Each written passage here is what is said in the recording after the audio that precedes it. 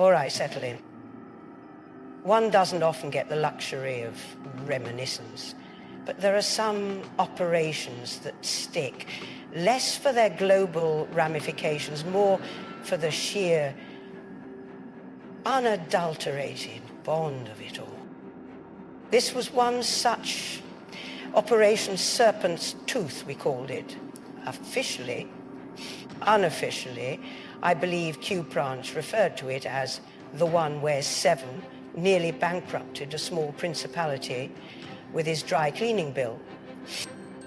It began, as these things so often do, with a whisper, a series of unusually high-stakes art auctions, specifically for pre-Columbian artifacts, where prices were being driven to ludicrous levels. The buyer, invariably, was a reclusive tech magnate named Julian Crane. Ordinarily, a rich man with a penchant for expensive trinkets wouldn't trouble us. But Crane's company, Nexus Dynamics, was also a leading developer of next-generation satellite guidance systems, and several key components for our own next-generation defense network had recently vanished. The connections were tenuous but unsettling. My predecessor might have sent a quiet team of analysts. I sent Bond. His initial brief was simple: infiltrate Crane's inner circle, ascertain the connection between the artifacts and the missing tech, and recover our property. Simple, with Seven, of course. Simple is merely the prelude to an international incident. He surfaced, predictably, at a lavish gala Crane was hosting at his cliffside villa in Portofino. Bond posing as a rival collector with more money than sense, a role he slips into with disconcerting ease. Made quite the impression. Apparently he outbid Crane for a rather hideous jade idol, mostly, I suspect, to annoy him. It worked. Crane, a man of meticulous control and fragile ego, was intrigued. The villa, Bond reported, was less a home and more a fortress. State-of-the-art security, naturally, but beneath the veneer of cultured sophistication, he sensed something off. The staff moved with a military precision, their eyes a little too watchful, and the artifacts weren't merely displayed, they were integrated into the very fabric of the building's systems. It turned out Crane wasn't just collecting artifacts. He believed they held the key to an ancient power source. Utter nonsense, of course, but dangerous nonsense when coupled with advanced technology. He was attempting to use the unique resonant frequencies he claimed these objects possessed, amplified by his satellite tech, to create a focused electromagnetic pulse capable of disabling any electronic system within a targeted radius.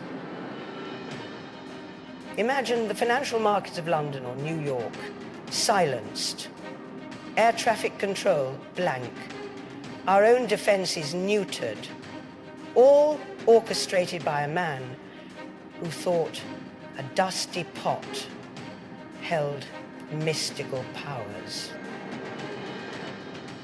Bond, with the help of a rather brilliant seismologist Crane had, let's say, coerced into assisting him.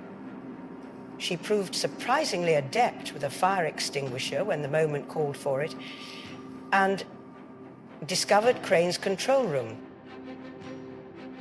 It was, Bond described it, like the villain's lair from a particularly unimaginative film, complete with a ridiculously large globe and a swiveling chair. The climax, as I understand it, involved a rather spectacular confrontation during a live test of Crane's device, targeting a decommissioned naval vessel offshore. Bond, naturally, managed to reroute the pulse. Not back at Crane's villa, that would have been too neat, too sensible.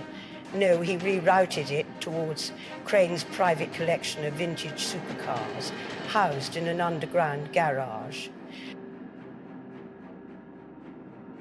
The resulting electrical fires, I'm told, were quite spectacular and very, very expensive.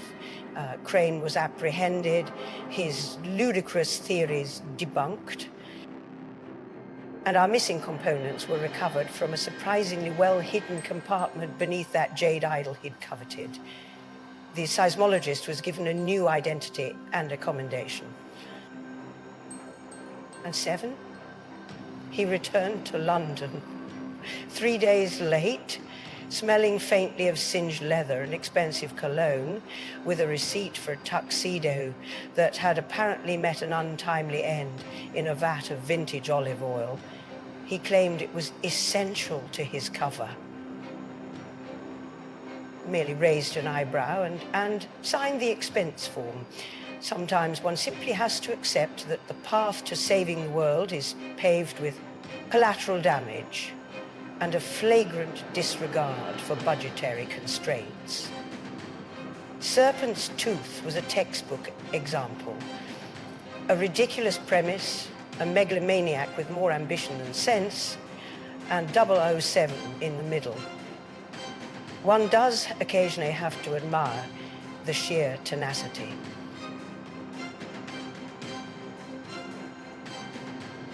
Now, if you'll excuse me, the world isn't going to save itself. That completes the briefing of the Nexus Crane fiasco.